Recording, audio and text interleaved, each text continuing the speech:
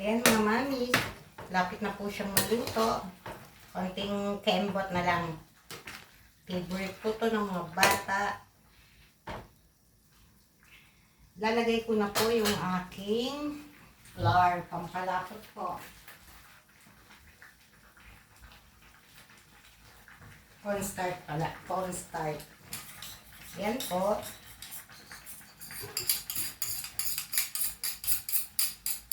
So, ready na po to.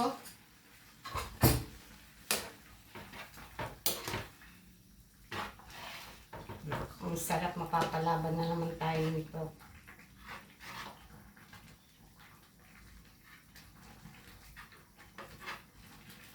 Okay, mommies. Thank you for watching us. Sa susunod po muli, maraming salamat sa inyo. Ito pa ang aking napakasarap